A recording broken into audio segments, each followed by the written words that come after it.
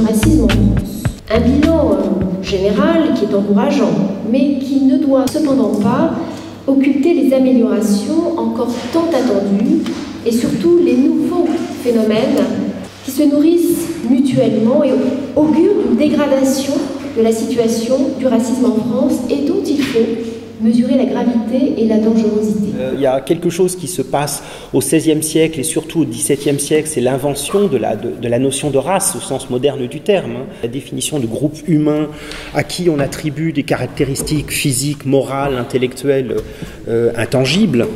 Et c'est aussi quelque chose qui permet parfois de relativiser ce qu'il y a de nouveau dans les périodes contemporaines. La nouveauté, elle est apparue dans le débat public français vers le milieu des années 80. C'est les gens qui ont parlé de racisme culturel, ou bien de néo-racisme, ou bien de racisme différentialiste. Le racisme dont il est question dit du groupe qui est visé, non pas ils sont différents physiquement, il dit ces gens-là sont différents culturellement.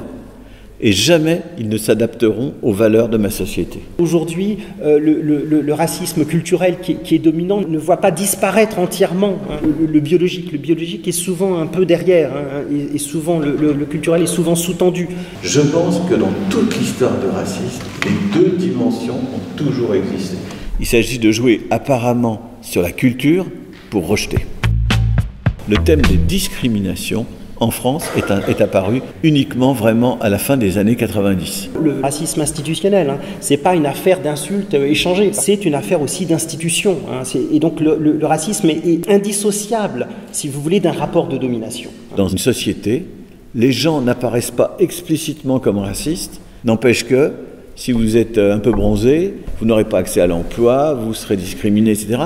Tout ça sans que les gens aient besoin de dire qu'ils sont racistes. Pourquoi ? Parce que c'est le système qui fonctionne de manière raciste. Tout le monde peut être victime d'insultes racistes, bien entendu, mais tout le monde n'est pas victime de l'impossibilité de louer un logement. Il faut penser le racisme dans sa dimension structurelle et pas simplement dans une dimension qui relèverait de l'insulte.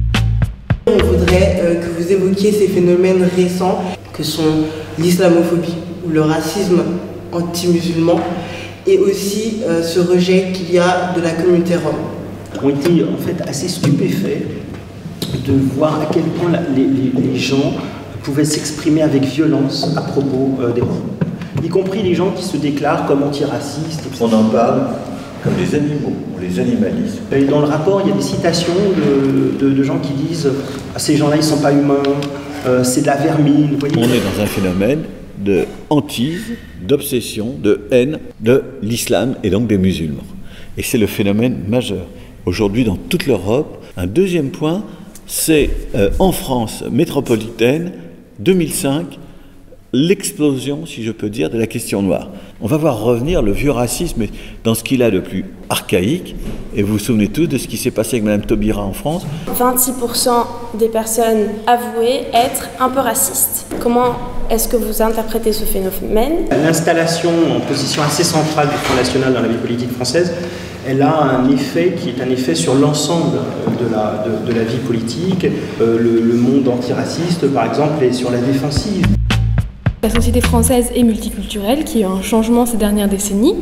Donc j'aurais aimé connaître votre sentiment sur les approches institutionnelles que devrait adopter la France afin de reconnaître ou non les particularismes identitaires et culturels. Qu'est-ce qu'il faut faire pour pouvoir reconnaître les différences sans affaiblir les valeurs universelles? Et la réponse, pour moi, elle est dans, je vais utiliser un drôle de vocabulaire, un multiculturalisme modéré ou tempéré.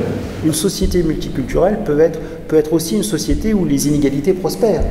Les sociétés multiculturelles peuvent être des sociétés, on va dire, de manière un peu caricaturale, ultralibérale, si vous voulez, de dérégulation, avec des très forts écarts entre riches et pauvres. On peut très bien dire aux très très pauvres, vous avez le droit de vivre comme vous voulez, avec vos particularités culturelles, mais vous allez rester très très pauvre et vous n'aurez pas accès à l'éducation.